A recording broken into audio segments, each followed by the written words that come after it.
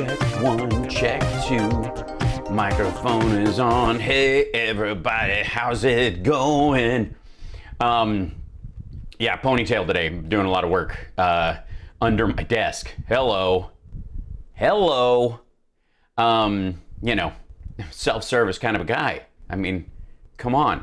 So, welcome to the show, everybody. How you doing? Don't forget to hit the like and the subscribe and all that kind of stuff. And also, if this is your first time here, play nice and act like you're in a guest's home. And unless, of course, what you do when you're in a guest's home is make a complete ass out of yourself and yell epithets and racially derogatory terms and, you know, anti-gay slurs and stuff like that. If that's how you operate, then you do that somewhere else. You have the freedom in this country to take it on the heel and toe. That said, welcome trolls. Thank you for boosting our numbers. I couldn't be happier. I feel like I need to go into the tag words in all of my videos and just fill them up with QAnon and Arizona recount buzzwords just to attract the eyeballs. Because I did that twice, and there was a am I tubing? I'm not tubing today. No, but he is tubing again. So there is let's be completely honest. Tubin is back in front of the camera. Yikes. I don't know how to, I guess you carry that everywhere you go. You know, again, that's one of the, saved by the Zoom call, I think, very possibly. And hopefully, we will be able today to have a show free of most of the jagginess in the video that we've had. So most of it. Hi, how are you? Welcome. Went to the gym this morning. Woof. So if I pass out in the middle of the show also, face first onto my desk, at least you know why. And don't forget, on basically all the sites right now, you can become a member or subscriber of some monetary value. And if you choose to do that, that's lovely. And we also patreon.com/Hal Sparks. Okay, let's get started. I'm trying to get that stuff out of the way and just, deal with it. Now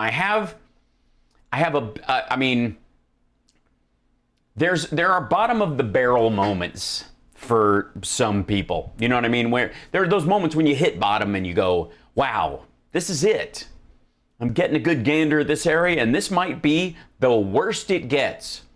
And then, right when you go, you start getting comfortable with the idea that you've hit bottom. You end up on Flashpoint. Don Jr. Is on Flashpoint. It's on Flashpoint. I mean, we all thought Rumble was that's a pretty much a digital career flatline that I'm gonna build it all around Rumble. By the way, I now discovered there's a setting on Rumble where you can look at what the Rumbles actually earn you as far as money, and there's a reason why everybody turns on the number of Rumbles and not the actual cash amount, because most of Don Jr.'s videos are earning about 31 cents. That's the most, I think 31 to 52 cents is the most I've seen them earn due to the number of Rumbles where people are using their Rumbles to tell them what's up. Guys, Flashpoint, guys. So just when you thought it couldn't suck worse, woof. And by the way, I mean, obviously this is a step up. He's on Dish, he's on DirecTV, and he's on Roku. So obviously a huge leap ahead in terms of, visibility over Rumble. Because we now have fwank.com. If you haven't had a chance, please go to fwank.com. And here, I don't know if I'm even able to do this. Am I able? Yeah, look at that. So now I'm going to destroy my entire screen by doing, here you go. Now I put this in here, and then I can, anytime we get in trouble with YouTube, I can, hi guys, YouTube, I'm presenting an if-then argument around some of the shit that these folks are saying. Please recognize. Please recognize. All right.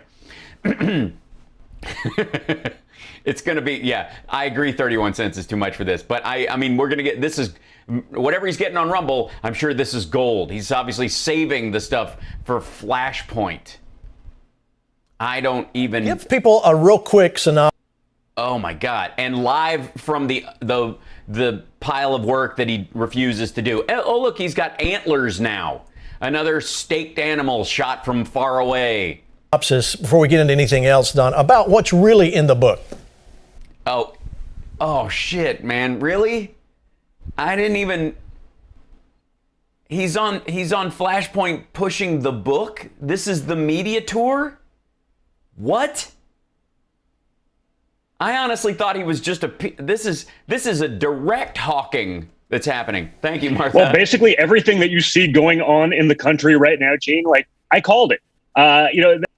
You called that the world likes our favorability rating in the world is at 79% for Biden and 17% for your dad. You called it that. Oh wait, I have a video I want to follow up with this. By the way, just put a pin in everything. It's gonna suck. It sucks. It's gonna suck, and it's always gonna suck. And I know it doesn't suck as much as you think it sucks now, but it's totally gonna suck. Conversation from this sucko, because I have a video that features Maria Bartiromo that is. It must be the most painful video she has had to make since the Dominion apology. Yeah, it's never been a better time to buy gold. That's exactly. The cards were on the table. Everyone knew it. And the media did whatever they could to try to hide that from the American public. So, part of what I'm... Hide what from the American public? The case against your dad by E. Jean Carroll? Say now is like, hey, guys, this information is out there. You're just not going to get it from mainstream sources who really aren't journalists anymore, but they're simply the marketing arm of the Democrat Party.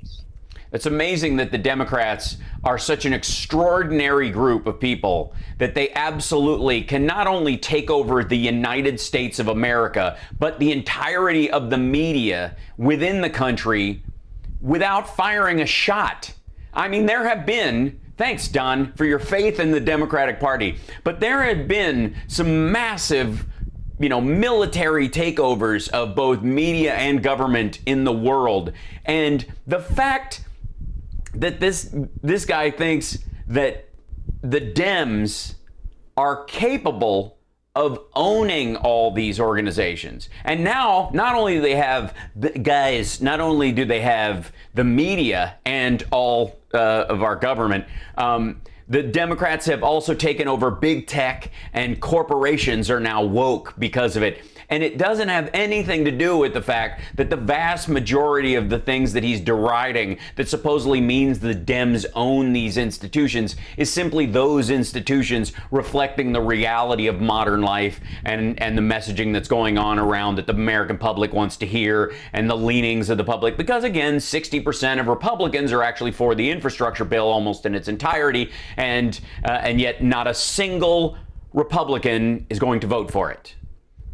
So when we talk about swamp creatures in Washington that don't listen to their voters and all think about their donors and live in Washington and are disconnected from the entirety of the country, there is no better example right now than the Republican Party as a whole. They go against so many of the things that me, you, your viewers actually believe. That the Earth is 6,000 years old. But again, if you look and you don't just blindly follow the mainstream media, this stuff was out there, whether it be talking about what's going on in the Middle East right now, what's going on in the Middle East right now? Seriously, I'm sorry, maybe it's the mainstream media. You mean, the drawdown in Afghanistan's actually happening. There's actually a schedule for it, and it's actually going to occur, as opposed to promises all during the right. Okay, so that is actually happening. You mean the ceasefire that the Biden administration negotiated with Egypt, helping them talk to Hamas behind the scenes between Israel and the Palestinians, that is currently holding. You certainly don't mean the Abraham Accords, where your dad sold $50 billion worth of military equipment to countries that weren't at war with Israel and called it a peace deal. Whether it be attacks on religious liberty, whether attacks on religious liberty. You mean when you couldn't go to church because you were because of COVID, because the government didn't want large gatherings to murder old people, and a lot of people go to church are older, and therefore it'd be a petri dish of death. And just because some snake handling asshole thinks that he can get away with that we should just let that slide? Is that how it works? Whether it be the attacks on life. Yes, so we're just attacking life everywhere. That's the whole thing on life. That's what if you really think about what the California assault weapons ban was that whole time, it was an attack on life. Gun safety regulations like stopping ghost guns and straw purchases and that kind of shit, that's really an attack on life. And certainly the pro-life movement. Your dad's had more abortions than he has kids. Whether American jobs and energy, all this stuff was out there. We knew exactly what it was going to be, and now this is sort of a little bit of a combination of an I told you so tour. Except you didn't. Thank you, Deanne. Guys, yesterday's show kept me awake on the drive home from picking up my college kids stuff. Thanks for keeping me awake with laughter. I'm trying, Deanne. I'm glad the puppet show worked the day before as well. Michelle, thank you so much. Maybe you got to stop listening to the people who are not aligned with you and start listening. Yeah, it's true. Don't listen to people who are not aligned with you. Only listen to people who are aligned with you, which is why Don Jr.'s only place he can go to hawk his book is Flashpoint. To those voices. And by the way, Flashpoint is, if you don't know, is basically the View for end times wannabe Elvis religious fanatics. That are, and I'm also doing a little bit of a makeup tour. Obviously, when I launched the book, I wasn't wearing any makeup. It was trying to get out. It was in the midst of a pandemic. Right. Some of the. Excuse me, citation needed. That was no big deal. It was like 14 cases, and it went down to nothing, and we were all able to go to have Easter in public at church last year. We did that. I don't know if you know. Honestly, that was all fake, and everything you need to know is that there was no pandemic. And all right, sorry, I have to do that to protect myself. I should put a button. Hold on, I need to put a button on my thing real quick. So let's see. Will it allow me to do it? It will allow me to do. Yes, it will. Oh, good. Let's do source. In collection scenes in the commentary one, and the thing is this one. Yes, that's right. And now I have a button that makes it happen. This is so exciting. All right, I'm gonna dick around, and my video is gonna get choppy again. We're all gonna be upset. So let me stop right here. I'm pushing the technology beyond its limits. All right, here we go. It's an I told you so, and I desperately need blow money book tour. Some of the things had to cancel because of COVID scare. So, if I tell someone I'm going to do something, I do it. I keep my word. And so we're making up some of that. So we're excited to be in Texas. So you were planning to be on Flashpoint last year, but it was too low rung and you passed on it. And now you need it because you're not selling any copies of the book at all. On July 16th, we're going to be in Florida doing this. But again, it's showing. Doing what? Hawking your book? You're doing a book tour? Good for you. The American public that the information that we need is actually out there. If you look at what's gone on, Gene, in the last 2 weeks, wow, Trump was right. Yeah. Huh? Who would have thought, Gene? Who would have possibly thought that maybe, just maybe, the virus originated in the lab that studied the virus? By the way, should I even, just for my own safety, should I go he's kidding, ladies and gentlemen, he's kidding? No, nowhere has anyone confirmed that it came from a lab in Wuhan. He's using the idea that this is how an idea virus jumps, because we all know it came from that region. The question was, did it leak from the lab and get to the wet market, or start in the wet market, and because they're messing around with these things, it spread, and that did whatever. No one questioned that the first cases started in Wuhan in the Hubei province and spread through there. The Chinese government was locking people in the Hubei province to try to keep them from spreading through the rest of the country. And it didn't work. Like, no one questions that. The question is that what he wants you to do is go, since everybody is confirming currently what we knew about regionally and specifically where it came from as far as a city, that it's somehow tied to the lab for sure, which I wouldn't doubt, but that doesn't mean it's been confirmed. But he wants you to take the leap from, it came from this area, the lab is there, therefore it came from the lab. And since it came from the lab, you must make the leap that it was intentionally created in the lab to be sent here. This is the leap that's being sold currently about the virus, is that it wasn't just made in the lab because they had lazy security, which is the one thing we were paying for and we cut off the funds for because Trump.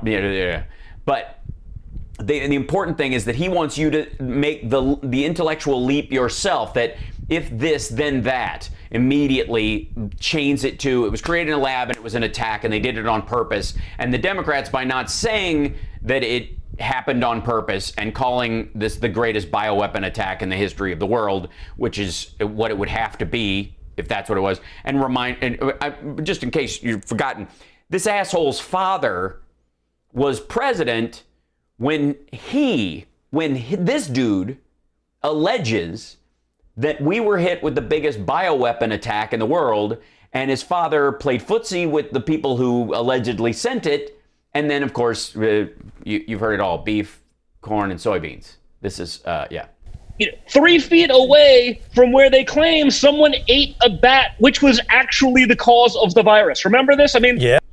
Well, no, it wasn't 3 feet away. The wet market is in that town.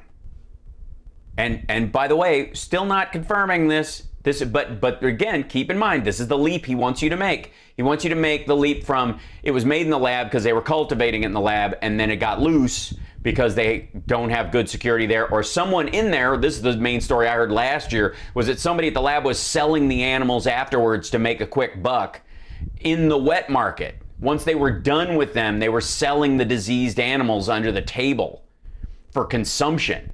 And that's how it may have gotten out. And that was one of the, we were hearing that last year. This is not news. What he wants to make you think is that this sort of normalizing of the conversation around this leads to it was on purpose. Yes. Anyone with a brain, Gene, said, so that excludes both of you, I guess. Hey, cause effect. This is a probable scenario, if not the more likely scenario. And if you said that, you were canceled. No, you weren't. It was over. Oh, it turns out. So, there were multiple articles about whether or not it came from the lab, got to the wet market, it was in the market and went to the lab and bounced it around, or whether people were selling it. There were multiple articles about this last year. That's not what got you canceled. What got you canceled, I think, if anybody can show me somebody was canceled for asserting any of this, was not for saying that it may have originated in the lab and it got out and it leaked. Excuse me. Got dusty. That in doing that, alleging those things, you never got in trouble. What you got in trouble for was calling it the Kung flu at the time. That's the kind of racist addendums that these folks, this is what Steven Crowder doesn't recognize he gets kicked off for all the time. And then these guys clamor that we're being kicked off because of our conservative values. And it's like, no, it isn't. You're violating the terms of service about bigoted language. You are being abusive and hateful while your conservative values are on display. Apparently, this is the idea, is that you can't apparently deliver your conservative values, whatever they may be, without being a bigoted asshole. And you get bounced for being a bigoted asshole. So, yeah. It'll be interesting to see what else Trump will be proven right about in the not too distant future. Don. I do know one thing that he's right about, that if his daughter wasn't related to him, he'd probably be fucking her. That he did say that. So I know this seems like what was that edit? Look at this long cut fade in here. What is that? What else Trump will be proven right about in the not too distant future? You know, Don, I know this seems like a... What was that? What, I mean, how do you get... They had to get somewhere to get in and out of something that was said to shorten it. A silly question, but I'm going to ask it to you anyway. Are you Are you worried? Worried that Joe Biden is taking America to a point of no return, like you Yeah, that's what he's worried wrote about. in the book, Liberal Privilege? Yeah, listen, the subtitle of the book is Joe Biden and the Democrats' Defense of the Indefensible. And that's exactly what it is. That's amazing. I use language so well. I mean, again, I saw that coming a year before it actually started to happen. But when you... It's almost like you made it up. And by the way, again, Jesus, man, your notes are right there. You wrote the book. Or did you? I mean, maybe that's right. Sorry, that was my fault. I overstepped. Clearly, I assumed because the book has his name on it that he wrote it, but knowing his dad, it was probably ghostwritten, and that's why he's got to look at notes about what's in his book. About his own, my predictions, I said this over a year ago. That's why I forgot. I had to write it down because it's been so long. When you look at what's going on in commodity pricing, when you look at the destruction of American energy, when you look at the destruction of American energy. The destruction of it. And you, of course, know that he means the getting rid of the Keystone Pipeline, which is, of course, for Canadian shale oil. And then, of course, the hack on the pipeline that slowed the processing of gas on the eastern seaboard. So New York and everybody, on the East Coast was like, oh, my God, gas prices. Shutting down of our pipelines. When you look at Joe Biden relaxing policies to allow Russia to have a pipeline. So Russians can have a job. They can yeah. deliver gas and oil to Europe, who we then spend billions of dollars protecting through NATO. I mean, well, we're not protecting them from oil. And this is a German issue. This is not Europe in general. As a matter of fact, the vast majority of the Europeans are getting their gas and oil that they get from that region anyways, from, wait for it, Ukraine, after Burisma stopped being a corrupt corporation and is actually functional and able to sell gas and oil to the Europeans. This is just abject stupidity. They're shutting down our pipelines with hackers. They're shutting down our meat processing facilities with hackers. Notice that this stuff didn't happen under Trump. Yeah, because he didn't fire the head of CISA until after he lost the election. And they were, and by the way, this stuff was happening under Trump. Can I just say that for the record? All right, hold on. God damn it. I'm going to end up calling up pages. Okay, hold on. No. Let's see. Let's see. Money recovered from hackers. So so the Colonial Pipeline hack, the U.S. recovered $2.3 million in the ransom paid to the Colonial Pipeline hackers, right? Now they did a major story on this. This kind of went around and people talked about this, and this was about go away. I'm watching a thing. Federal government has recovered millions of dollars in cryptocurrency paid in ransom to cybercriminals who attack prompted the shutdown of the country's largest fuel pipeline and gas shortages across the southern U.S. last month, Department of Justice announced Monday. On May 8th, Colonial Pipeline paid a ransom worth roughly $4.3 million in Bitcoin to a Russian-based hacking group known as DarkSide, which used malicious software to hold the company hostage. Colonial Pipeline CEO Joseph Blount told the Wall Street Journal that the company paid the pricey ransom because the company feared a prolonged shutdown. It did not know how long it would take to restore operations. The ransom allowed Colonial to restore fuel transportation through its pipeline, which stretches from Texas to the Northeast and delivers 45% of fuel consumed on the East Coast. By the way, it starts in Texas. The company's headed in Texas, where the energy grid took a shit. Just saying. I mean, we've all, obviously while Texans were freezing to death and Ted Cruz went to Mexico to, vacation with his family and some girls from the neighborhood. we all, assumed because of how Republicans are terrible at governing that the breakdown in the electrical grid was caused by incompetence and weather, as opposed to the very strong possibility that it had been weakened by hacking and they just ignored it, or just, these companies have been paying and keeping it under the table. But here you go. Officials said the FBI was able to track down and recover 63.7 bitcoins, currently valued at about 2.3 million. The operation marks a rare ransom recovery for the critical infrastructure company that fell victim as the ransomware as a service business model booms. It marks the first recovery by the department's new ransomware task force. So there was no ransomware task force when Biden came into office. There is one, and this is the first time I have ever heard anyone recovering Bitcoin from someone else. So here you go. Earlier today, the Department of Justice has found and recaptured the majority of the ransom Colonial paid to the DarkSide network. Using technology to hold businesses and even whole cities hostage for profit is decidedly a 21st century challenge, but the old adage, follow the money, still applies. I want to find the part, Justice Department officials said investors tracked down the bitcoins to the cryptocurrency's public ledger and identified the virtual currency account known as a wallet used by DarkSide to collect payment. The FBI obtained the wallet's private key, enabling agents to seize the funds under a court order by a federal judge in the Northern District of California. Today, the FBI successfully seized criminal proceeds from a Bitcoin wallet that DarkSide ransomware actors used to collect a cyber ransom payment from a victim. Since last year,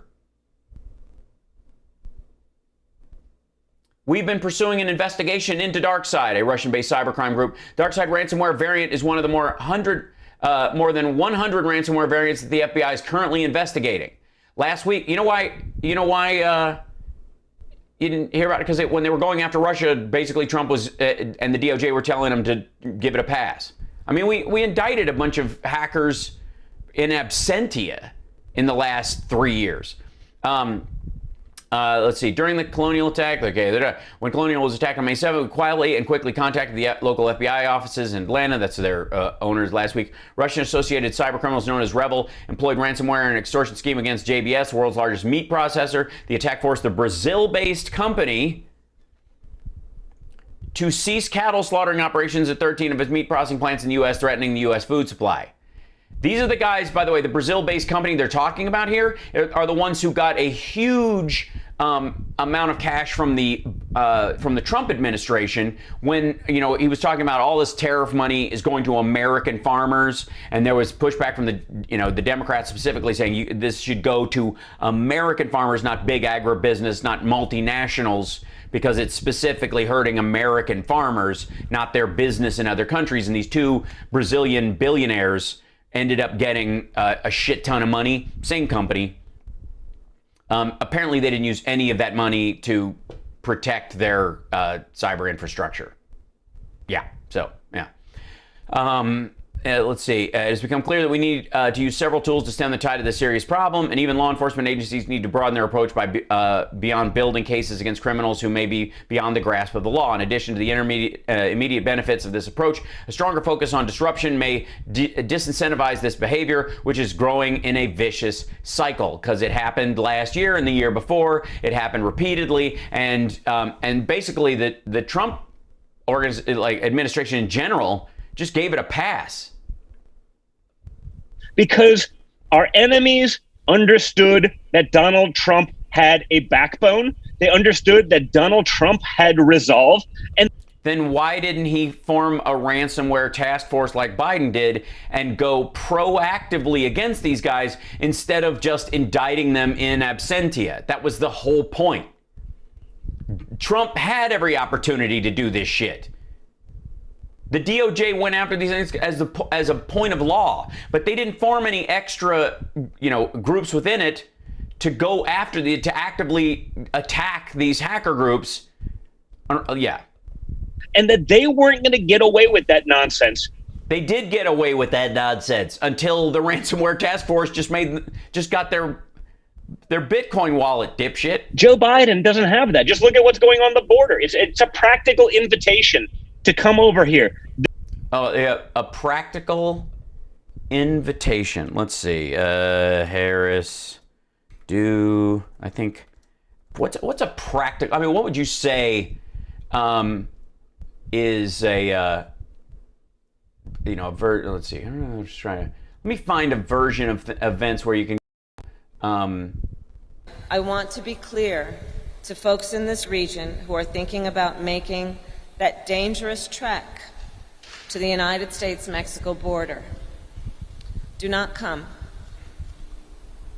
Do not come. The United States will continue to enforce our laws and secure our border. There are legal methods by which migration can and should occur. But we, as one of our priorities, will discourage illegal migration. So yeah, that's practically an invite. You know, if you want to, if you're just being practical, guys. Therefore, you have a humanitarian crisis on the border. Donald. Yeah, unlike when your dad was dumping 8,800 kids in Juarez. Trump shut down significantly the flow of drugs across the border. No, he didn't. The flow of humans. You know what shut down the flow of drugs across the border? COVID. Sex trafficking victims and children across the border that way. Yeah. Are you guys, I forget, is Matt Gaetz actually forming the task force for the Republicans in that, or is he bringing in Mark Foley back in to do that? Or is it Dennis Hastert? I forget. Now it's a free-for-all again. And honestly, I'll have to say this, I grossly underestimated Joe Biden. I thought it would take him years to destroy America. It's only... You mean, and by America, he means the entirety of the Trump presidency, which was all written on toilet paper, and one wipe of the ass made it all go away. Taken him a few months. Yeah. It's happening at lightning speed. I know. Look out his window. Those buildings are all on fire. Flashpoint can't even broadcast anymore. You know what I mean? This country, it's fallen apart. There is nothing left. Look how much work he can't get done because of all how America's falling apart right around him. Speed, and it's probably not Joe Biden, because I don't know that anyone actually believes that he's all there. All you have to do is watch a speech. And I'm not... By the way, they have to say this now because everyone watched a speech of Trump's and went, oh my God, COVID brain. Saying a particular one that he flubbed, because I don't know that I've ever seen him actually get through in a speech without a major flub. I have. And I don't consider his stutter a major flub. But so just look at any of that and say, who are the leftist handlers that both despise America and are pushing these ridiculous and asinine anti-American policies upon him? He's just sitting there signing them. Yeah, Don, I want to ask you a question. You mentioned the project much. By the way, this is from the guy whose father got his list of judges from the Heritage Foundation. That's why he could kind of give or take any of them. He's like, yeah, I want them in there, but they could go. And then he's always disappointed by the judges he puts in when they don't go his way. And he's like, this wasn't my idea. I barely know them. That's true, because the Heritage Foundation and a couple other conservative think tanks provided him with a list. And then he checked it off, and there with a promise of, them treating him like a god later. In the border, I want to, what possible? I'm hearing Americans, concerned Christians that are conservative across America, going, I don't get it. Why wouldn't Biden control our borders? Why would he not do that? You got a question? Well, because he is. You got an answer? You got an opinion there? Yeah, listen, the radical left wants to flood, our country with people who will be dependent on big government. That is their job. That is what.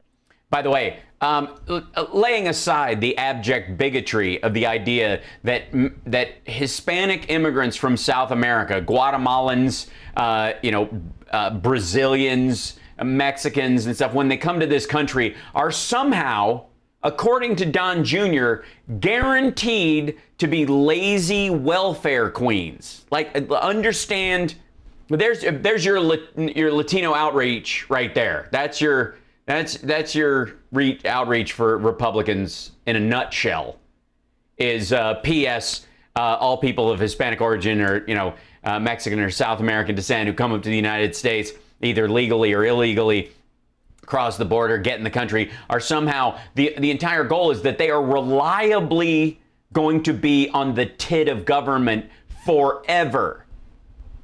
This is the opinion of Don Jr., everybody at Flashpoint, all of the Republicans, that they're going to be guaranteed Democrat welfare voters, that they will be paid through welfare checks to vote for Democrats, and it will be a never-ending cycle. Now, culturally, especially if you're the kind of person who will make the trek from Guatemala on foot to get to the United States,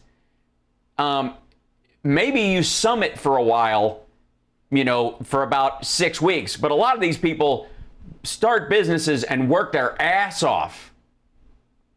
So the idea that just think about the racism of, if they're not murderers and rapists and they're being sent here by the Mexican government to attack the country, because that's also the other story. Like, Trump is very friendly with the Mexican president, but he also empties his prisons into the United States, sending rapists and murderers and all these other people up here to attack us. And yet, good guy, I have a good relationship. That part I don't get. But he'll put 28,000 soldiers on the northern border when he's planning. How are the murderers and rapists supposed to get through if he's? I mean, why did he just keep them in prison? It's like the whole thing falls apart. But understand just the abject racism of what he's saying right now. That migrants, when they come to the United States of America, the country where, when people go there, when people leave their country to come to the United States, the entire purpose is anybody of any class, of any color, can build wealth and create something. That's the country. If you just want to go and be on the government dole, one would think they would all just go straight to Venezuela and vote for the government there, according to Republicans, right? Ugh. That's what they do. If you're dependent on big government, the Democrats have something for you. If you're What do they have for you? A single payer system that you can buy into? Small business loans? Equal rights for if you want to get a loan and start your own business? If you're an independent, free-thinking white person from New York who's a third-generation slumlord, self-sufficient individual, sort of the conservative values that we all know, espouse, and love, man, the Democrats don't offer you all that much. But if you flood, counties and states with these sort of potential, then likely, perhaps lifelong dependents in many cases. You hear that? You hear that? Just so you know, let's be abundantly clear that the migrants coming up here, the men, women, and children that make it all the way up here, who cross the border and who come in, who apparently, by the way, aren't going to be able to vote because they came in illegally, and they'll lose their ability unless they, round 3 of DACA, or the idea that there'll be another Reagan that creates amnesty for a bunch of people, and then they become citizens, which, by the way, ask Orange County if all the Hispanic people there automatically vote Democratic because they're in America finally and they made it. Like, many cases, that's a great voting base. You see what they're doing. There was I think it was something on Tucker the other night where, well, yeah, if it's on Tucker, they're talking about, hey, they're coming across the border and they're immediately being bussed to either, purple states or red states that they think they can convert. And if you send enough people over there, all of a sudden you'll be able to elect Democrats. I mean, yeah, those people can't vote. And especially if they're trying to become citizens. If they have asylum requests and they try to vote illegally, they get kicked out. If they want to stay, they have to abide by the law. They have to become citizens. And if they vote when they're not a citizen and they're caught doing it, they don't get to become citizens and they get deported back to where they're from. What do you think is more important to them? Staying here and having a shot at a life here, or once every 2 years sneaking around and trying to get in to vote for, I guess, $5? I don't know. What is this? To me, there seems like there's a big plan in here. Well, that's because you come from a long line of people who are incapable of plans, and that's why you took your grandfather's business, which built buildings, and have shifted into a marketing arm. There's definitely a plan, and they're executing it flawlessly. I have to, Yes, even when they're evil, Democrats are better at organizing than Republicans. I have to give them the respect of that. They're doing it flawlessly. I think it's going to be the destruction of our country. Why would it be? Oh, because Mexicans are lazy, right? But Guatemalans are welfare queens, and when they get up here, they can't wait to, live off the tit of big government. Because people who escape Venezuela come to the United States so they can vote for socialism. What? they are getting it done, and we are sitting there, sitting there next to a stack of work you still haven't done, shooting Rumble videos while your dad golfs. With our hands behind our backs, wondering what's going on, which is why we need more conservative fighters. I think we spoke about this last time, Gene. Right. I mean, sort of the conservative, live and let live, that's the mantra of conservatism. To turn the other cheek. It's just not going to work anymore. Tell him, Don, you're on a Jesus show. Tell him what a sucker Jesus was. Tell him, go ahead. I mean, it's finally somebody actually just tell him how that whole thing about love one another and, turning the other cheek. That was all nice and good, back 2,000 years ago. But now, it's got to be an eye for an eye and a tooth for a tooth. We need to go back to the Old Testament shit. This New Testament garbage, I don't even know what they're. All right.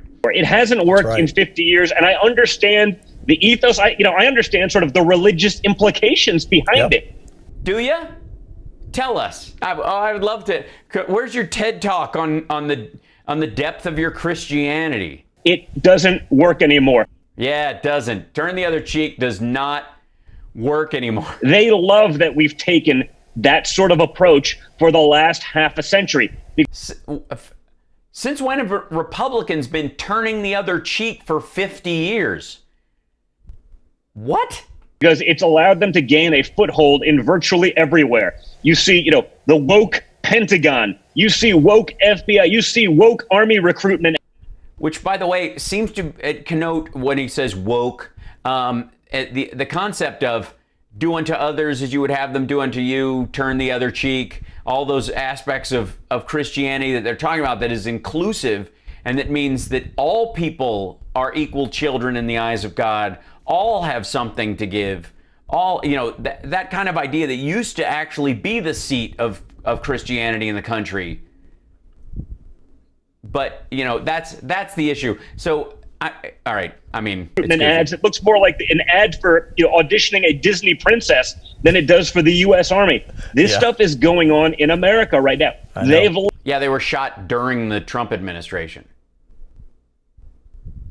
They've been working on that one cartoon ad for at least 15 months. Love that we've turned a back seat. Let's be live and let live. We'll turn the other cheek while they get every win imaginable and take over every institution. That's right. From pop culture up on through. I'm not going to say law enforcement because I think the door kickers fully get it. And oh my God, the door kickers again. He loves that phrase, the door kickers.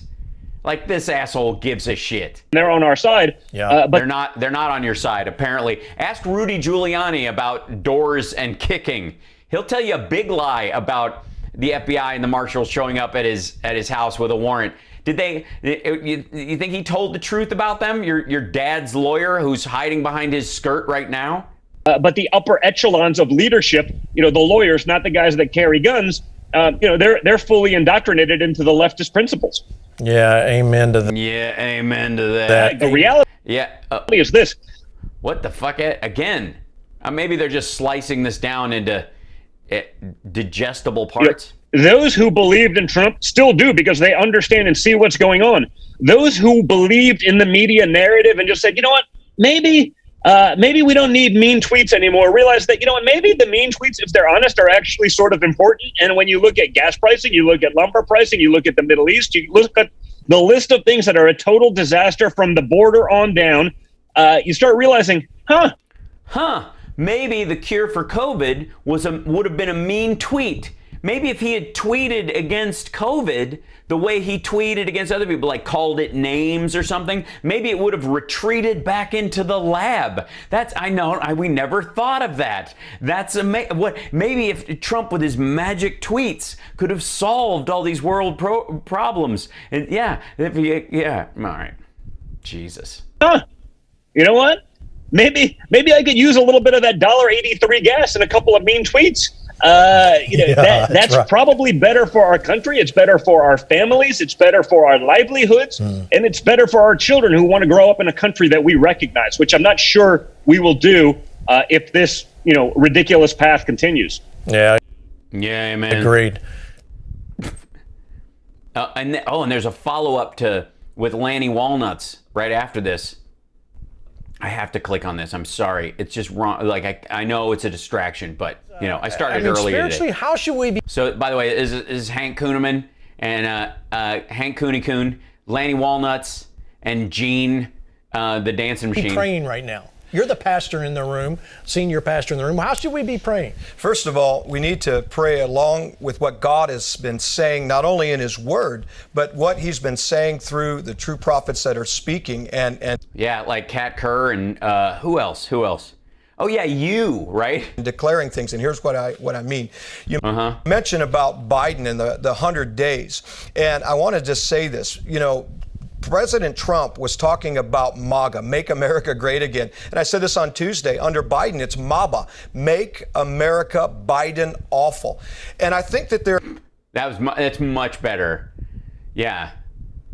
MABA. It's adorable. It's well crafted. I mean, I know now why you have a pen in your hand at all times. Because when you got those kind of gems firing out of your head, you don't want to scramble. So please, someone get me a pen. I need to write down M-A-B. There is a point that Lance said, what is this nation going to do? And this is why we've got to come into a place of praying. The scripture says, if the thief be found, he must pay back sevenfold. We have to understand. Yeah, but what if he was stealing food for his family because he's broke? It's not what do you? Oh, you mean slavery and indentured servitude? Okay, cool. And that we are not just wrestling in the natural with things that are going on, but no, we're not. No one is suggesting naked wrestling. According to the scripture, we are wrestling. Well, you are. Against flesh, not flesh and blood, but against principalities and powers. This is a. Yeah, if we're gonna do naked wrestling, it's gonna be against flesh. And you're painting some awful pictures in my head, Hank, and I'm not gonna spiritual forgive you. battle. So we need to engage our prayers against the forces of darkness and command that all things be exposed and do. Again, with the naked wrestling, no, I don't want everything to be exposed. Some stuff can remain covered. I'm glad Jeffrey Toobin got his job back. I think everybody deserves a second chance within reason. But criminy, man. What Jesus said. He said, we have the keys of the kingdom, Christian. It's not a time to sit back. It's not a time to be passive. It's not a time. No, you got the keys. You got to stick that key and gun that sucker and see what she's got under the hood. To be arguing. It's a time to use your authority, the keys of the kingdom, and whatever you bind. In other words, whatever you forbid upon earth, it shall be forbidden in the heavens. And whatever you loose upon earth, it shall be loosed upon the earth out of the heavens. So we need to do that. What? He almost said, whatever you loose upon the earth is loosed in the heavens, as if, like, if you just let crime happen in the world and you're letting murderers loose into the heavens, which sounds like something the Mexican president would do, according to Trump, I think. Pastor Gene, we need to say, you know what? I bind this thievery. I bind every spirit that is operating right now over our election. I release. You bind them? That's weird because you said this, and then today, Don Jr. was on the show with Gene saying his hands were tied behind his back. That's weird that you would, Hank. So you bind all these evil spirits who are thieving and villainous, and suddenly Don Jr. is saying that he and the entire Republican Party have their hands tied behind their back. You guys heard that too, right? In the chat, am I missing something? Release the host to go in and expose. And I call forth a loosening of the truth and a setting in and an order of God reestablishing what the Lord has declared through the prophets. And that tried to mask. Oh, we're just going to cut to it. All right. Your face. They've tried to mask your face. Well, temporarily. I mean, there was a pandemic going on. It's not a permanent thing. It's like, we're not doing the purge. They have tried to silence. Could you play Hold God loosely, but don't let him go? Your voice. and to steal your breath. But this too shall pass. Oh, this too shall pass. And August 15th will be a day of reckoning when Donald Trump becomes president once again for all of us. For when the veil is removed, for it will, the mask shall be taken away, and it's more than just a natural mask. What they have been hiding from you shall be revealed, and you will see it. And you will say, is this what we were led to believe? Is this and that and those who were behind to deceive a people and the nations? Because the enemy fears my breath, says the living God. Wait. The living cod? You're not worshiping some sort of evil fish deity in my presence. The enemy fears my breath, says the living God. Yeah, he did. Yes, he said the living cod. Okay, all right. Well, I see, all this time, I've been holding them to the Christian standard all this time. That's my mistake. I apologize. For all this time, I thought these guys were being hypocrites about Christianity and the Bible and the teachings of Jesus. Turns out they worship some sort of weird fish spirit stuff. And apparently, it doesn't agree with them. And I am breathing once again. Life, liberty, justice. My breath that breathes to raise up my people and to give my son, says the Father, the harvest that he deserves, that he has paid for. Therefore your streets shall change. Your laws will continually change. Political figures shall be stripped of their power, and they shall be removed. I will give my son what his blood paid for, and I will give it that your children, for this is what the enemy desires, is to steal the future from your children. Terrible. Yet I speak that there is light and there is breath given to the generation that stands even now in the earth. Terrible. Their future, my son's harvest, will not be stolen from them. No, definitely not. Therefore, what should I do? What should you do? I shall breathe once again breathe my it in. breath upon the nations of the earth and upon you, United States. And if I could raise up dead bones, I can pull you through this election. And I can bring my victory. And I can, if I can assemble dead, dry, divided, fragment bones, I will do it once again. I will unite my people. I will unite this nation. Watch what I do, says the Lord. I'll turn it around. I would like to say for the record, there seems to be a collection of ladies in the front who are big fans of Hank. There's I'm getting a very distinct, Reverend Gene Scott, kind of horse farm full of playmates kind of a vibe from the church there in Omaha. Thank you, Connie. Yay! Flight is free. This should cover gas. Oh, thank you, Connie. Celebrate experimental African Young Eagles Day is coming to North Vegas AP and getting him to discover flight. That's a great idea. Thank you. What's the date? Is that soon? Lovely. All right. And so like this is gathering women, and I have to also say that the audience is thinner than it's been. It's. I mean, if you're gonna, yeah, And I'm serious groupie action going on. it in favor of my righteousness and the righteousness of my people, says the Lord. Wow, Pastor Hank. Yeah, that was great. August 16th, 2020, the first thing that stands out to me is the mask will be taken away, and much more than the natural mask, what they've been hiding from you shall be revealed, and you will see it.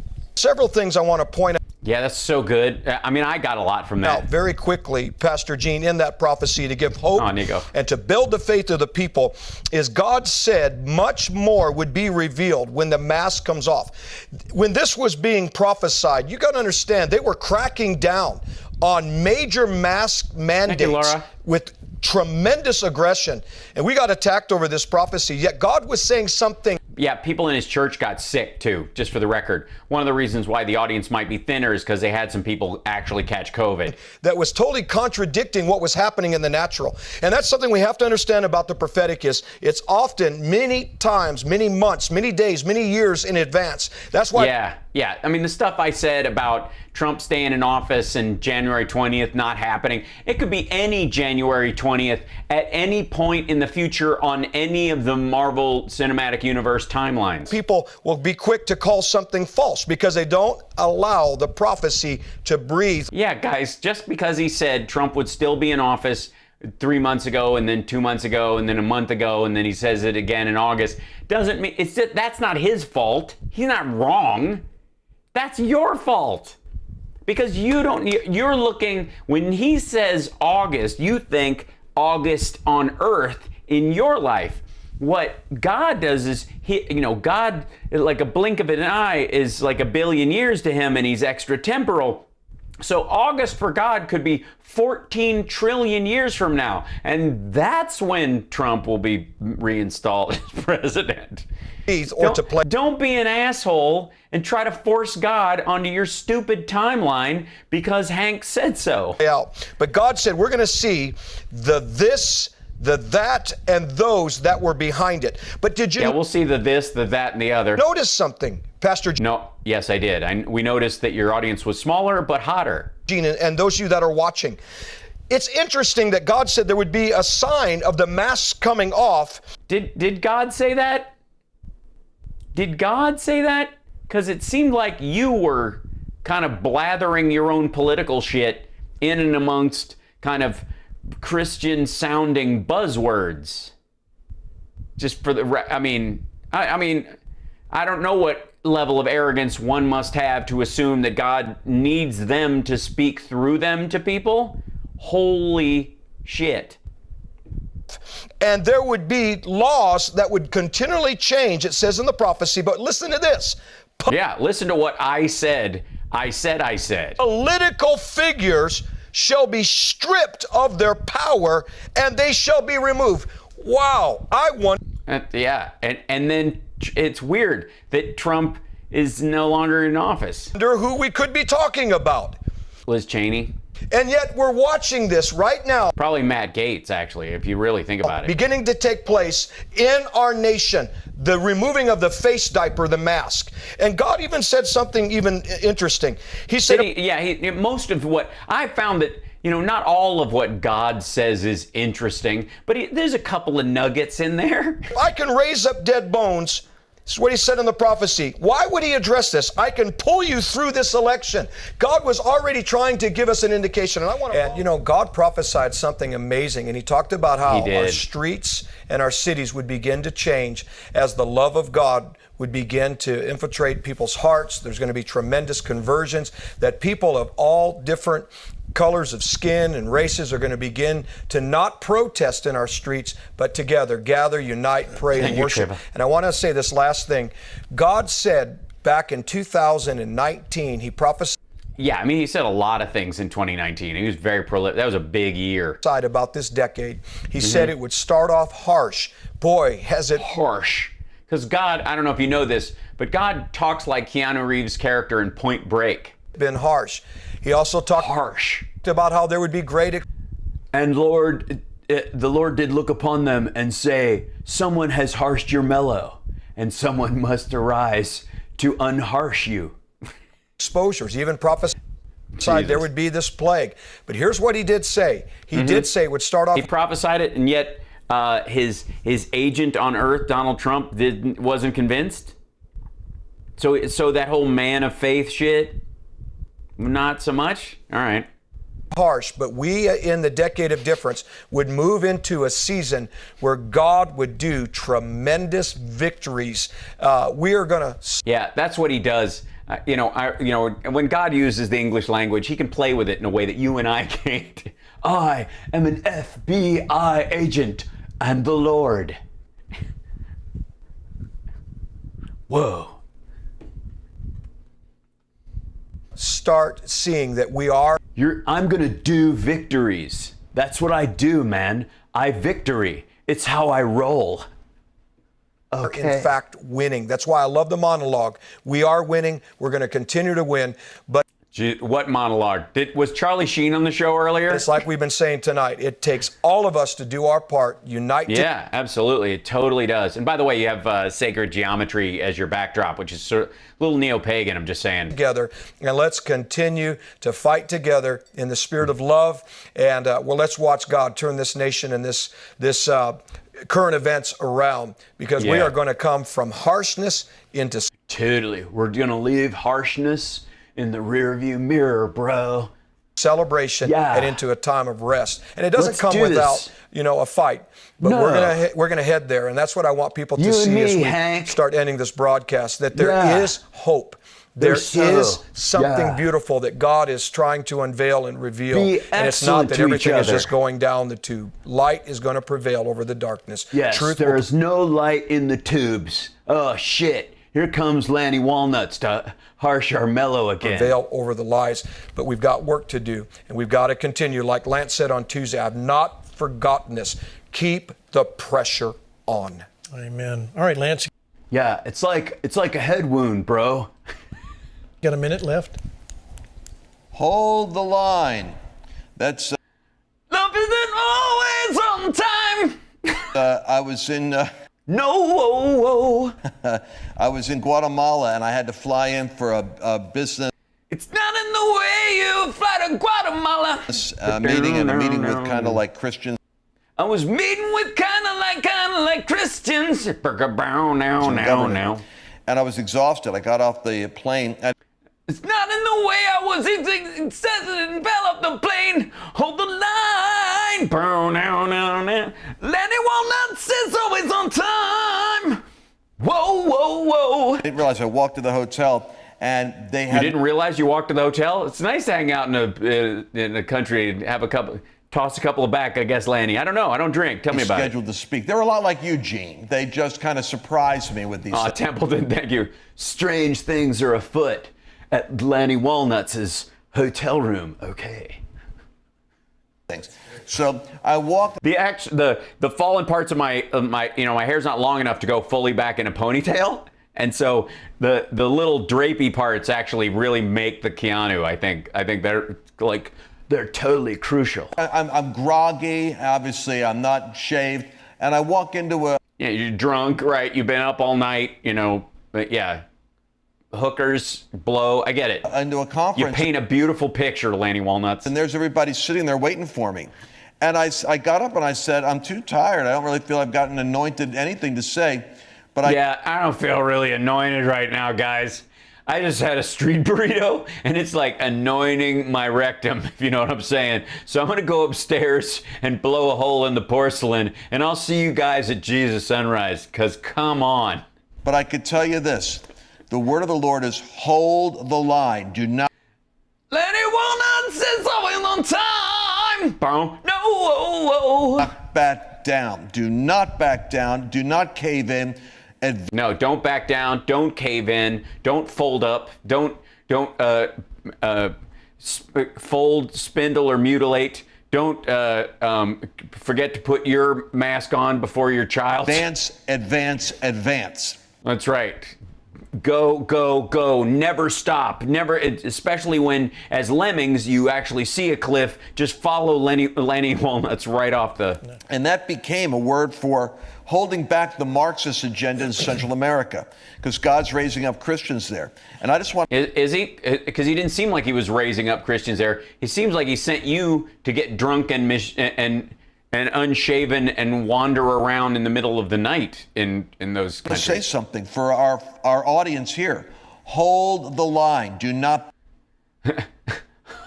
Hold the line, and I won't back down. He's just playing the hits tonight. back down. Advance. And I won't back down. Advance. During the summer, you can get into the school boards. You can get into your local elections. This is where the wins are right now. Go storm your school board and run them out and insist that no one have a measles vaccine, because apparently that's the crucial part of the depopulation scheme by the UN and the Pentaverate is convince a bunch of Christians to not get vaccinated for diseases that could kill you, just using the simplest of psyop techniques. So I mean, you guys do realize that the population of the Earth has declined, right?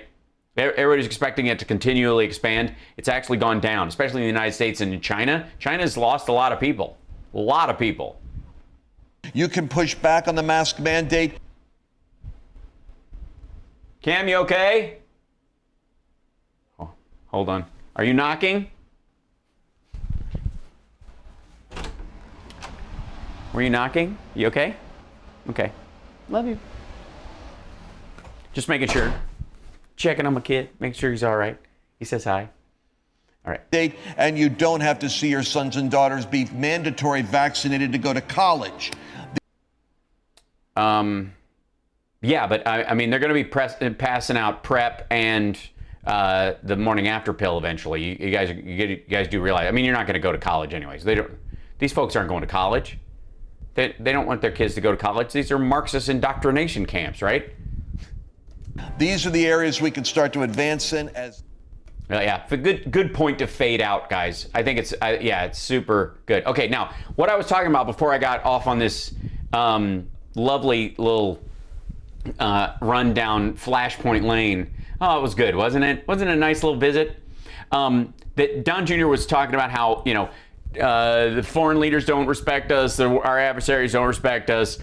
China, is like we're being attacked by hackers, and China is blah blah blah. Okay, this is probably I saw the top of this.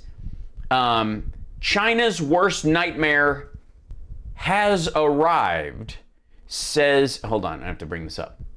Says ex-Reagan Security Council Director. China's worst nightmare has arrived, says ex-Reagan Security Council Director. This is on Maria Bartiromo's show.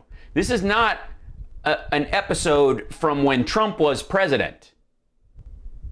Check out what's going on here. This is kind of amazing. I'm stunned.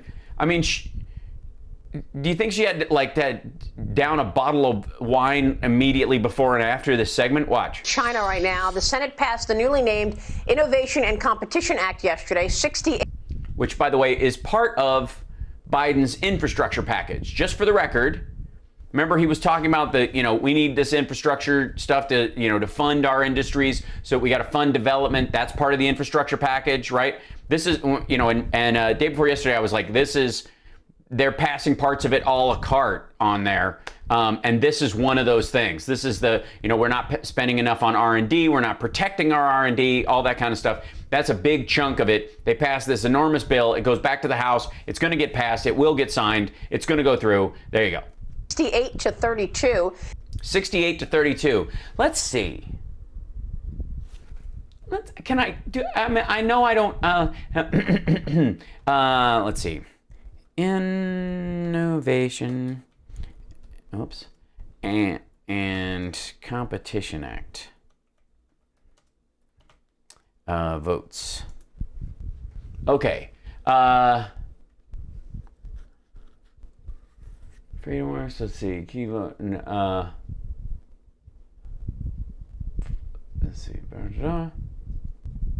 Pass bill to kind of. Okay. By the way. Freedom Works, let's see, yeah.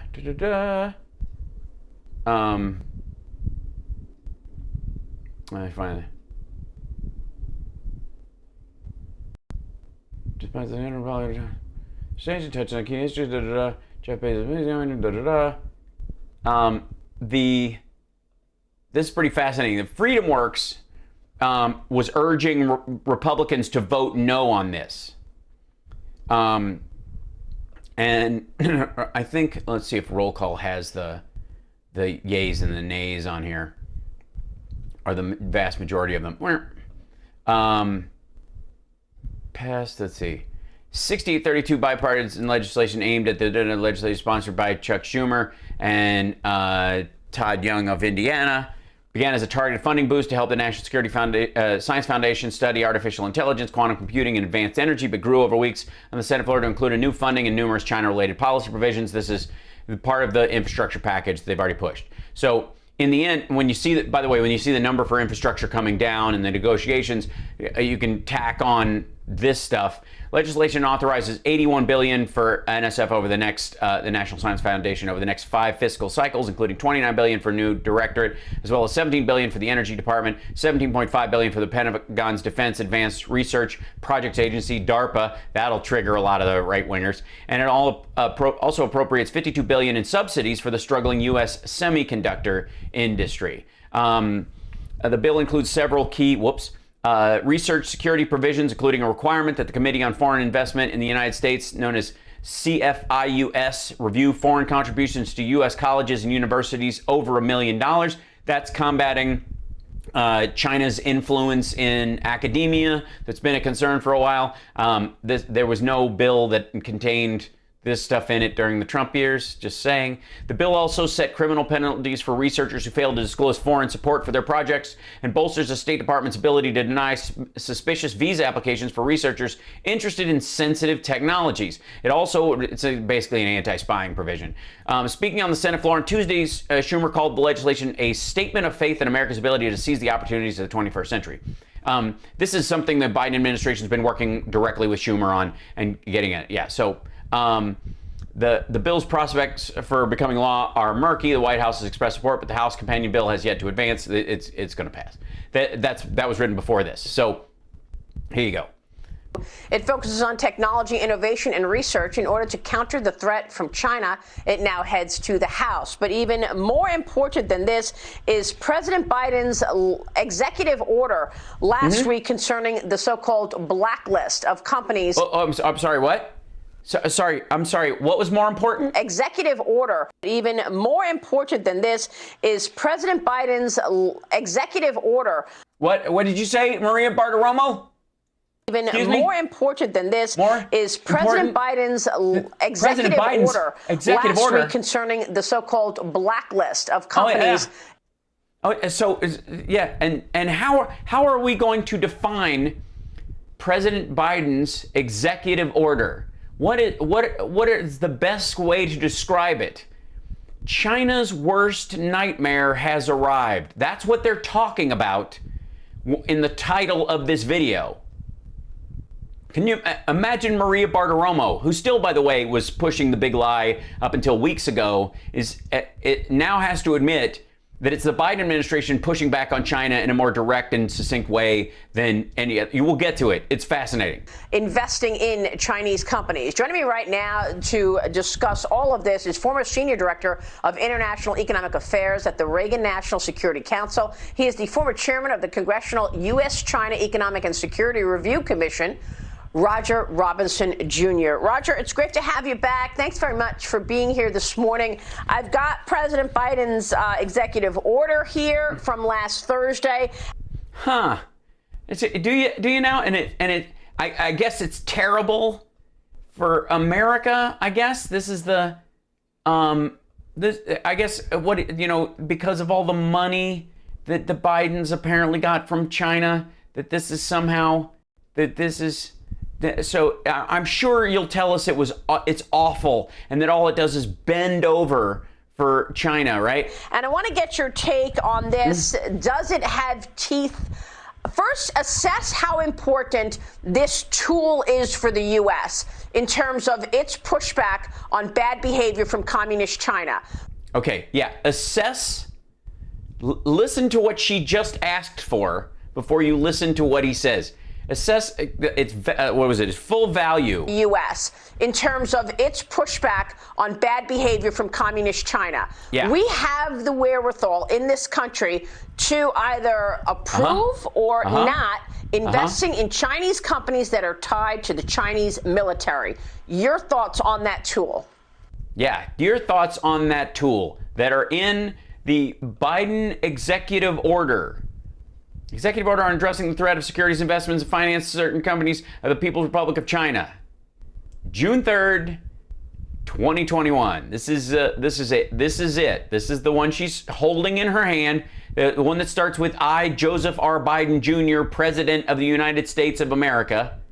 Find that additional steps are necessary to address the national emergency declared in Executive Order 13959 of November 12, 2020, addressing the threat from securities investments that finance communist Chinese military companies, including the threat posed by military-industrial complex of the People's Republic of China and its involvement in military intelligence. So it goes further. It goes further than a similar one last year. And it adds some crucial parts to it. Parts that could have been added last year, but were magically left out. Well, I think, Maria, that this is arguably the most powerful and fearsome policy tool in America's non-military arsenal. Well, all right. Well, there you go. There's just in case you were wondering if you needed anything to kind of push back on the idea that Biden is going to turn over, and go belly up for all of our adversaries overseas. Honestly, understand Maria Bartiromo having this dude on to talk about the executive order, not the bill that passed. He's not talking about that. He's talking about this. I mean, there's stuff in the bill as well that they're going to discuss. Holy shit! This is a worse nightmare for China. Really? Because I thought that Hunter Biden had taken trillions from the country and billions of dollars, and they left, and that couldn't be done unless there was a quid pro, and there must have been something. Oh yeah. In the sense that it's escaped for 2 decades now. 2 decades, and that's been going on. And who's president when the worst nightmare bill shows up? Who was it? I just blitz it. Honestly. Any focus on the money? Trade, yes. Technology, certainly. But where has been the fact that over that 20 years, there's been a multi-trillion-dollar flow, a kind of free lunch program that. By the way, this guy's voice is totally relaxing, and I don't feel condescended to at all. It's defied regulation. I understand. And diligence, and screening. We didn't even know who was in our markets, and found to our chagrin that there were a number of corporate national security and human rights abusers. Oh, did we? Many of them even already sanctioned by the United States, that are in the portfolios of well over 100 million unwitting American retail investors today. So we have now an immense new source of leverage.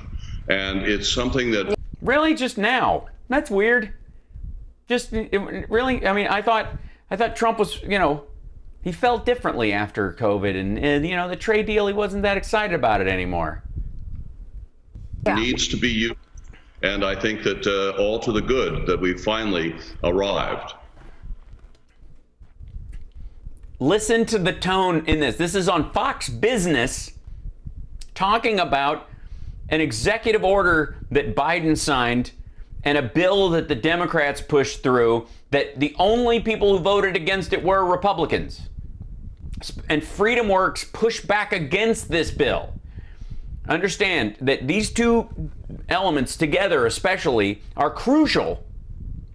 And listen to how this guy is describing their value in pushing back against the military industrial complex of China and its ascension economically by having these military companies disguised as other companies in our stock market so that people have them in their portfolio, and then they get money from from Americans who wouldn't support that kind of thing. Like, you're against how the Uyghurs are treated and that kind of thing, and you wouldn't want to invest in companies that are related to the government and other stuff, but you don't know that some of these companies are, and you weren't allowed to know, and now you are, and there's a direct rule they can now use to purge these companies from the stock market. And it didn't exist before. Joseph Robinette Biden Jr. is the president when it's done. And he's the dude that did it. And Trump who? Well, this is really important because when you invest in companies that are tied to the Chinese military, you are funding the expansion of the Chinese military. Right. And its plans to overtake the United States. You heard President Biden the other day say China believes it's going to overtake the U.S. within 15 years. Do we want to be paying and funding for that expansion of the Chinese military? President Trump tried to put the law down that you could not invest in any Chinese companies tied to the Chinese military. Yeah, if they had 50%, and you saw all these companies drop 1% and snake out. With this blacklist. Assess what President Biden did last week. Yeah, what's the difference? Expanded this blacklist on U.S. investment in Chinese companies, a policy originally started under President Trump. 59 companies with ties to China's military or its surveillance industry will be banned from American investments beginning on August 2nd, Roger. But there are... Yeah, banning in entirety, not because they're exactly 50% or 51%, I think is what they actually had. It had to be less than 51%. There are some loopholes here, and I want to go through them because everybody knows I'm very skeptical of the CCP. Assess what we're talking about. Yeah, unlike everyone else in the world. You know, I'm a little skeptical. More, you know, most people aren't. Most people take most people take what the CCP says at face value. Order. Well, what you just mentioned in terms of the addition of surveillance technology sector. I'm sorry, what? What you just mentioned in terms of the addition of surveillance technology sector. What did they add? What did the Biden what you just mentioned in terms of the addition of surveillance technology sector as one of the criteria to appear on the OFAC list is a big deal because that advances tremendously our human rights policy in China. Right. And elsewhere around the world, presidentially. So I just want to underscore that that was a part of, I think, a net strengthening that took place here. Obviously, adding an entire sector of businesses specifically that were skirting outside of it, that were dealing with technology and capital market sanctions of President Trump were preserved, but also expanded. Now, now, it's not to say that this is going to be an easy haul or a perfect picture. For example, the Pentagon has been basically excised from the process. The so-called Pentagon PLA list, as I used to call it, Section 1237, has gone away in terms of being able to trigger capital market sanctions. So now it's just the Treasury OFAC list, the Office of Foreign Asset Control. Now, that is a very potent sanction and list, as it were. It's probably the most feared. But at the same time, it is run by the Treasury Department. And they have, in the past at least, tended to be too alert and responsive to Wall Street's concerns here on loopholes and various fine print, shall we say. I think that in this... Well, that's why in the executive order, it goes from the whole like 50% control to these companies are gone. I get the impression that that Wall Street grip on Treasury, however, has weakened considerably. And I think it's proven in the nature of the announcement last Thursday. You think? Right. But well, we know that there are many... But there's more. Wall Streeters that are trying to push other Chinese companies to invest in. I'm talking about people like BlackRock, Larry Fink, Bridgewater, Ray Dalio, all the big investors who want to invest. Yeah, BlackRock, who's buying up American homes for cash right now because they can't go through these other in China, Goldman Sachs, who want to invest in these companies. And I'm wondering what your thoughts are about, number one, the Treasury in charge of this list, the Treasury getting bullied by some of these Wall Street firms. And also there's this old executive order, or the old executive order from Trump automatically had 50% or more owned subsidiaries that appeared on the Pentagon list. And I also see that there is one issue that I want to talk to you about, the fact that there were 5 companies that were on the initial list, did not make it on this new list. Are there ways to get around this? The subsidiaries of these large companies, can investors invest there? Are there ways that Wall Street is... This is where Fox is trying to figure out a way, like, can we skirt these things and still put money into these companies, even though we're pretending to like what Biden wants to do? Keep their clause in these companies and keep their investors investing in companies in China that are tied to the military. In your view, Roger? Well, that's a multifaceted question, but let me start with Treasury and then move to the subsidiaries, because you've hit on something terribly important there. As far as the Treasury Department, they've had to look to themselves to think about what is the alternative to the fateful imposition of robust capital market sanctions against Chinese corporate national security and human rights abusers. I mean, protecting Wall Street fees and CCP's interests, as opposed to our national security fundamental values and scores of millions of at-risk American retail investors. It's not a very appetizing choice.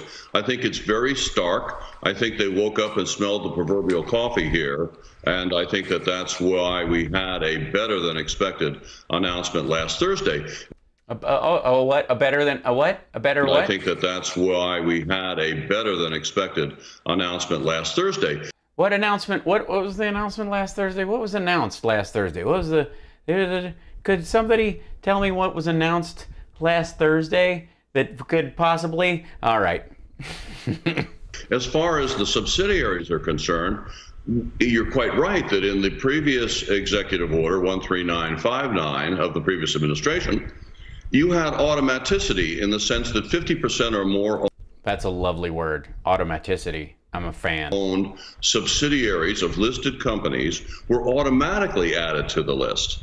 Now, that's not the case now. That provision was deleted. Now you have to have the subsidiaries placed individually on the list. Now, that opens the door to concerns, because a number of these corporate bad actors in China, the holding companies, the parent companies, aren't publicly traded. I mean, the way they fund themselves is through public subsidiaries. So if you start playing fast and loose with subsidiaries, you could be undermining fundamentally this entire exercise. That's a great concern. It's going to require real vigilance on the part of the outside folks, like myself and others, who are going to make book on this routinely. Yes, there will be people whose job it is to make sure that those companies are removed. Why were 5 companies dropped from the list? You are also wondering this. Some of the companies were dropped, and they were also on the entities list. So is anybody playing fast and loose with this by dropping certain companies off that list so they don't face sanctions? Well, we don't know yet, Maria. I mean, this is still a very new thing. I will say that the administration has claimed that they're going to start adding to the list very soon. I think the proof is in the proverbial pudding there. So we'll see. So we'll see. That must have been one of the most painful segments that Maria Bartiromo ever had to do.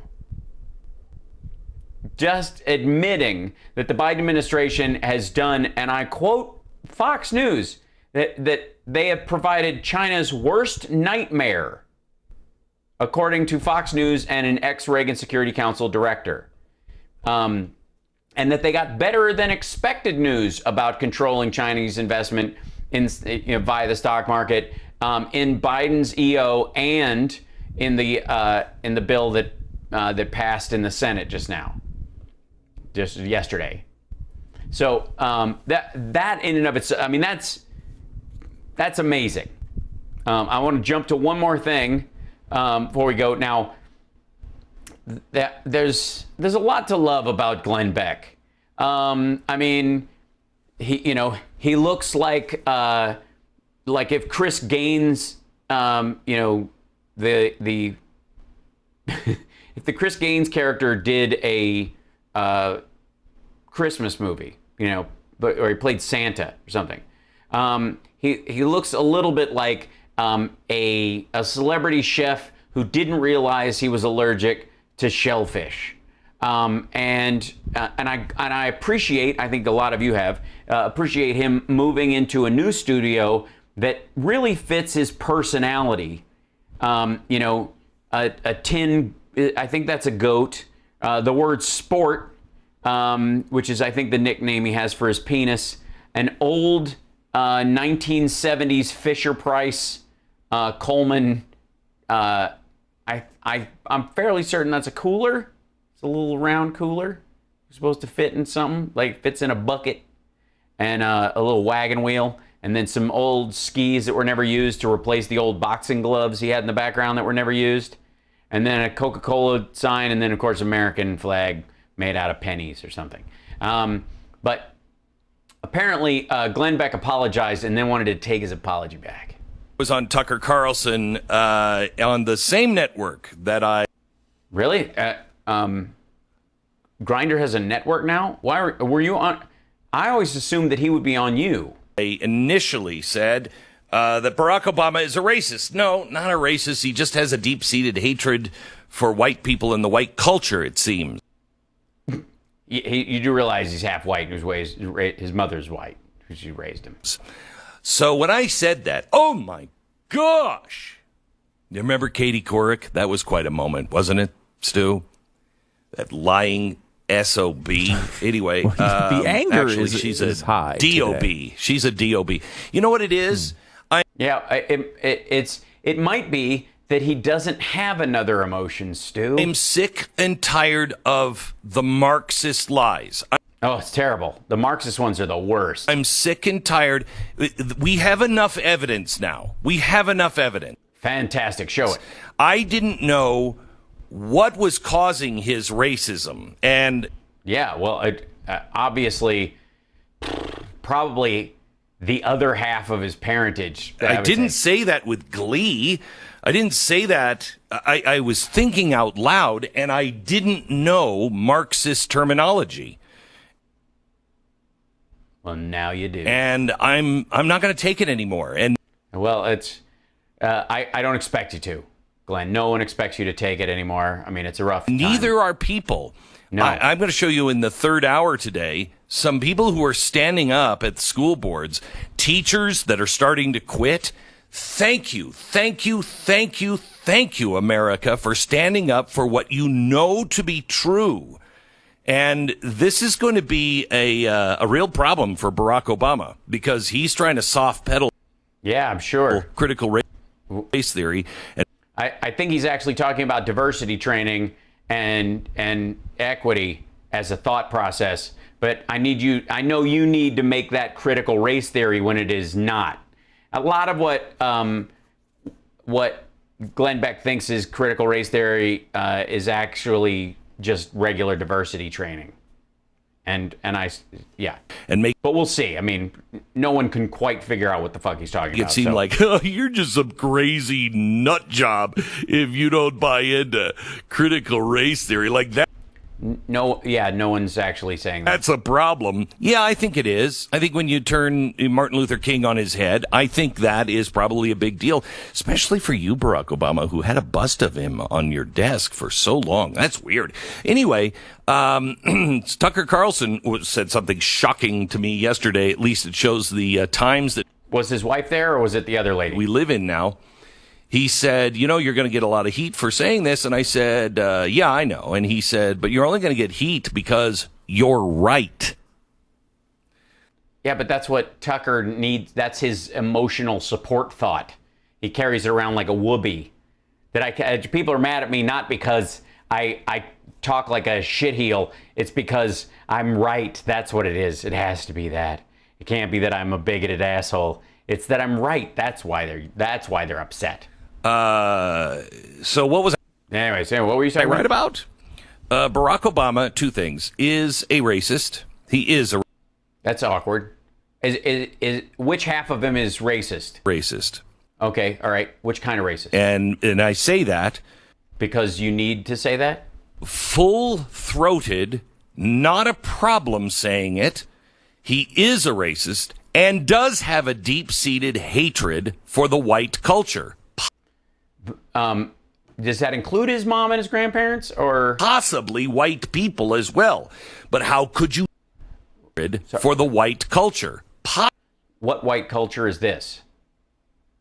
The white culture? Is there the? Do we guys? Congratulations! There is now a distinctive white culture. Apparently, it's like it's a cross between clips from the Magnolia HGTV show that ended up on the editing room floor and whatever rando wall art memorabilia you can find at truck stops while you're driving across the country and stapled to your wall. Possibly white people as well.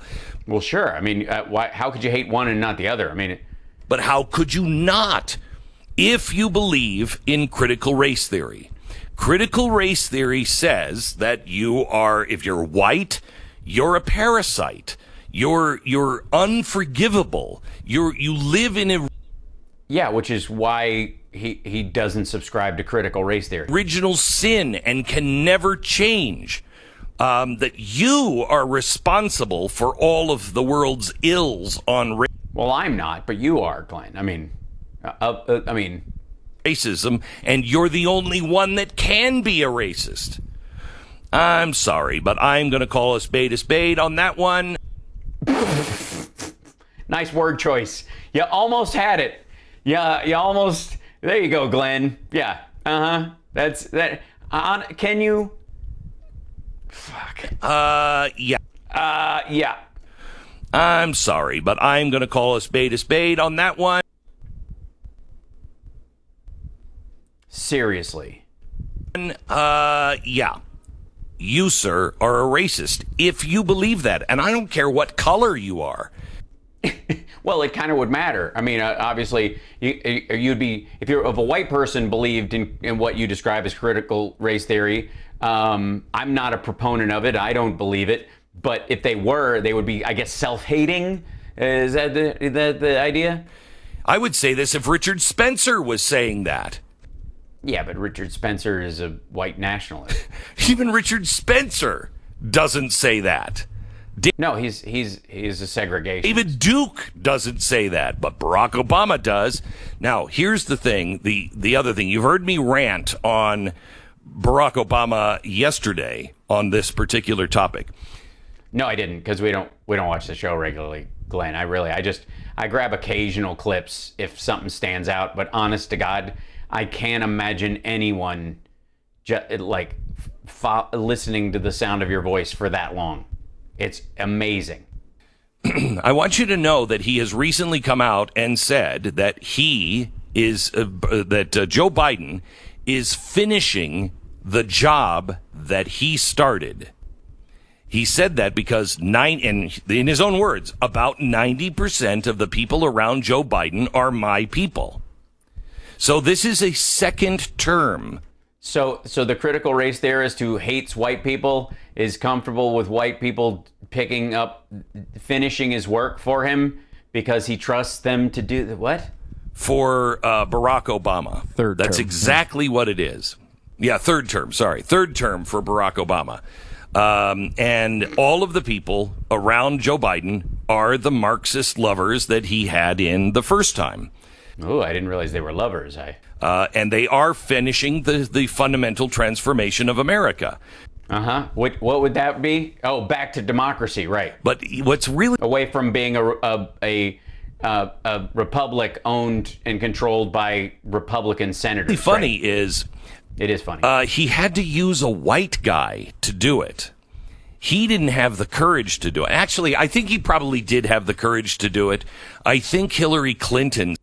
You know what? I increasingly, as I listen to this, I have to say that I feel bad for Obama because it must be tough to hear the words of Glenn Beck cut him to the quick so much. Sat on him so hard because remember, it was all of Hillary Clinton's people around him last time, and he just couldn't find his way out from. So if all of Hillary Clinton's people were around Obama, then it's Hillary Clinton's people that are around Biden now. What? I thought Obama, what? Under their thumb. And Hillary Clinton had him boxed in. That's why people didn't like him, the Marxists. They didn't like him the second term. There wasn't big crowds. Nobody had Barack Obama fever anymore. He kind of became this worthless kind of president in the second term, according to Marxist. And according to Marxists. Yeah, that's weird. It would be weird that the Marxists somehow just didn't have Barack Obama fever. It would be almost as if they never did, and you're making this entire Marxist fantasy up in your fucking head. What? According to the people on the left, because he had sold out. He had sold out for money. He had sold out to Hillary Clinton. He was a lapdog for Hillary Clinton. So if he was a lapdog for Hillary Clinton, then basically this is the third term for Hillary Clinton then. And he didn't have the courage at the time.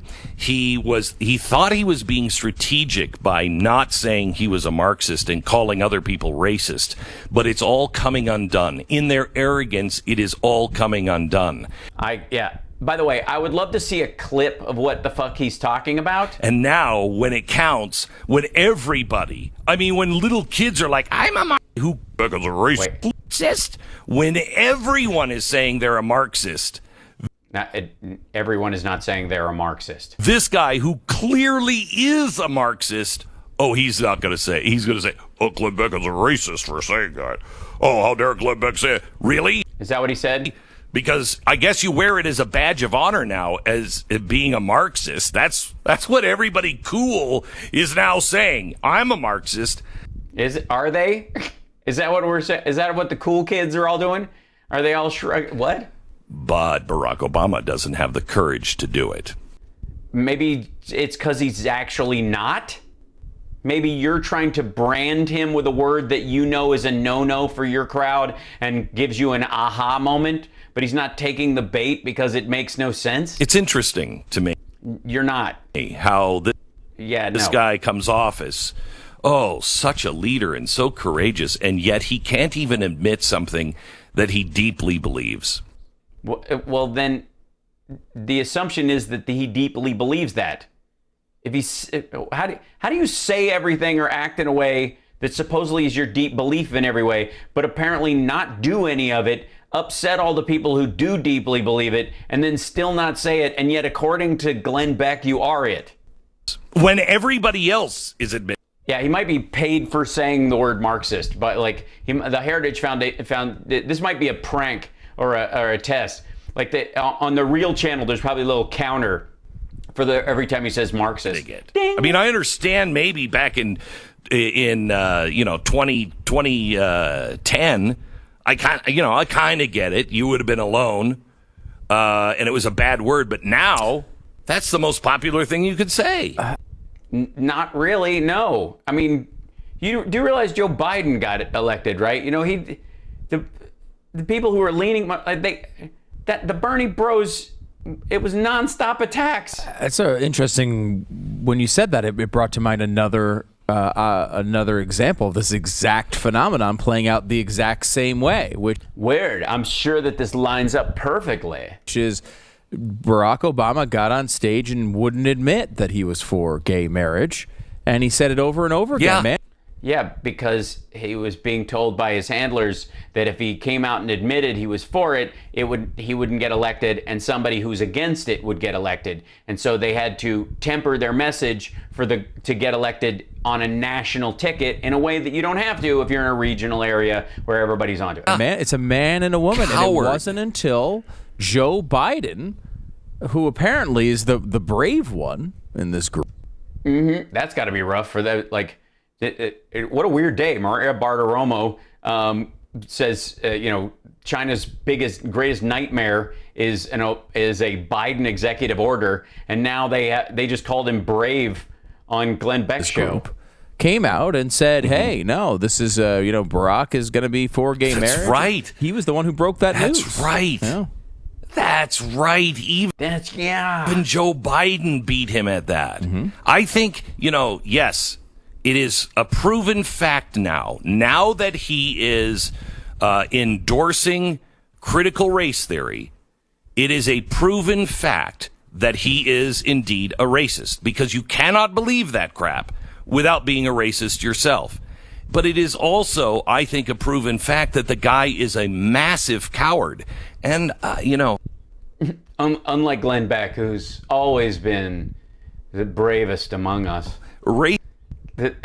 Literally, can you imagine being this obsessed over what you want Barack Obama to believe, and that a mixed race man who is the first black president of the United States, but also is half white, has to be Hitler-level racist for any of the bullshit you've been saying about him for years to make sense? That's his issue here, is that everything that he's been decrying about Obama can't be true unless that's true, because there has to be some sort of egregious, completely off the charts version of reality that has to be true for any of this other stuff to make any sense. And dang it, Obama's refusal to admit this. Racist is bad enough, but a coward racist? Glenn likes his racists brave. That's why he likes Richard Spencer. Holy cow, those are the kinds that hide under hoods. They don't have... Yeah, oh my God. So Obama's a Klan member now, and that's... They don't have the wherewithal to say who they are.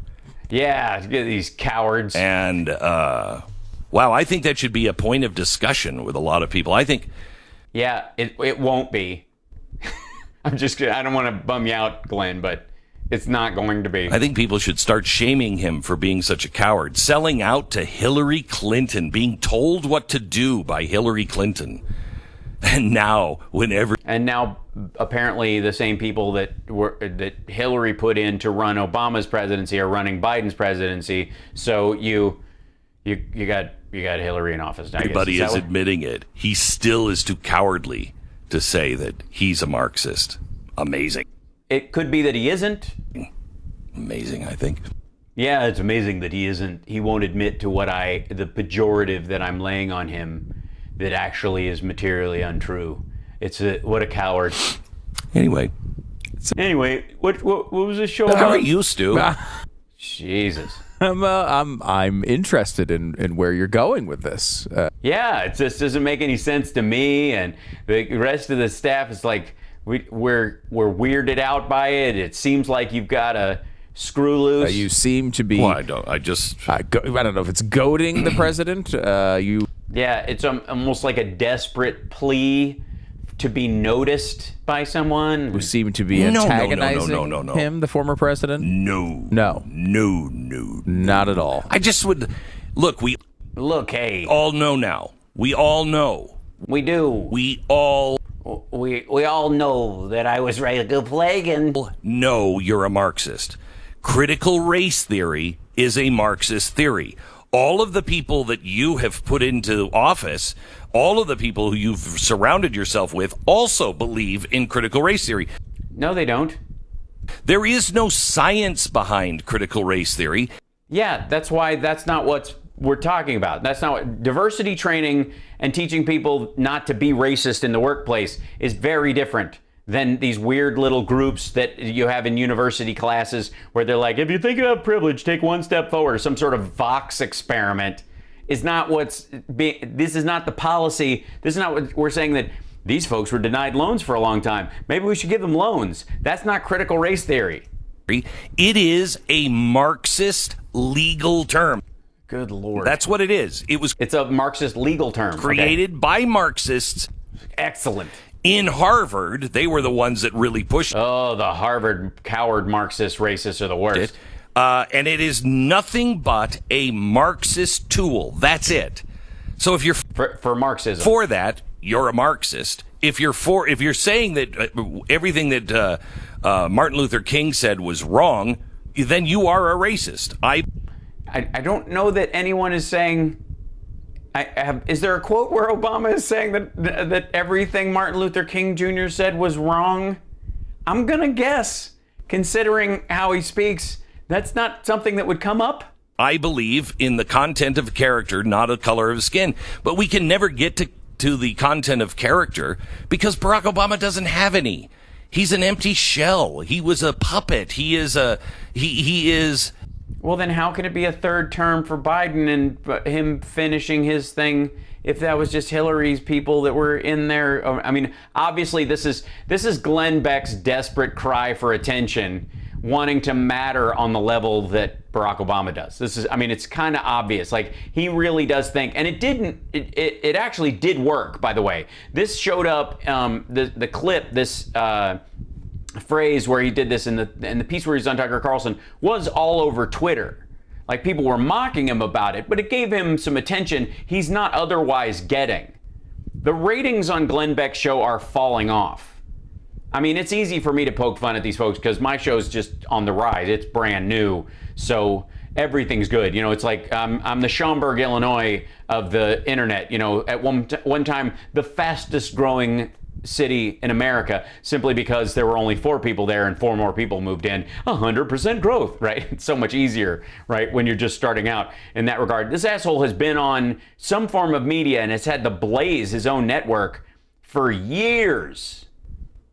And all they have managed to do is try 3 different studio looks in the last 2 months and grasp at straws in an attempt to get noticed for saying something out loud. It's shock jock bullshit. This is the same thing as, you know, that he would do on Y95 or whatever the channel he used to be on, to just, you know, he said something naughty again, and that's and get a little bit of ratings bump out of it. Just gross. He's whatever he has to be at the moment. That's not a man. Honest to God. Is it? I mean, Glenn, you look like a pincushion, and you're saying Barack Obama ain't a man. You supported the presidency of a man with 3 wives, children spread across all of them, who he believes it's not his place to help raise them. But Barack Obama's not a man, according to you.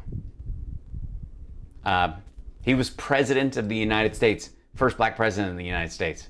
Extraordinary feat by any person. Motivated millions of people. Created the most fundamental change in our healthcare system for the good since Medicare and Medicaid. That's always going to be there. But, you know, I know, Space Force. Just grotesque. All right, I've got to sign off, guys. I got on a little early today so that I could get off a little early because we have family FaceTime coming up. And I'm glad, I will say that, and I think is audio in sync okay? Yeah, it seems to be. All right. That I'm going to, that I fixed a few things video-wise so that they would be able to, we weren't all choppy. It seems to have worked. And fingers crossed it will stay that way. And then I will thank you. God bless you too, Muttley. Yeah, and God bless everyone, you know, and God protect our troops in honor of Biden. He's actually in Europe. He's going to be meeting with Vladimir Putin at a 12th century villa. I'm sure they're going to meet over a glass of adrenochrome and talk about how important it is to, you know, make sure that that they all do exactly what George Soros says in his massive plan to, hold on, now I've got to fix this or I'm going to get, there you go. That during the, you know, when they're drinking the adrenochrome together in this chalet that of course was built on the backs of witches, that, you know, they'll plan out, you know, the next, you know, the big purge and the, I guess, the depopulation scheme that they're planning with the vaccine. Obviously, that's what it's for. So, yeah, Space Force. It's Sparks Force, for the record. Yeah, Joe Pesci, bless you all. That's right. So anyways, thank you guys so much. I'm going to sign off early today. I'll see you guys tomorrow at the regular time at 3 o'clock. Take care of yourself and take care of somebody else. And remember, like, subscribe, thumbs up, stars, bits, and stuff. And there you go. Thanks, guys. Bye.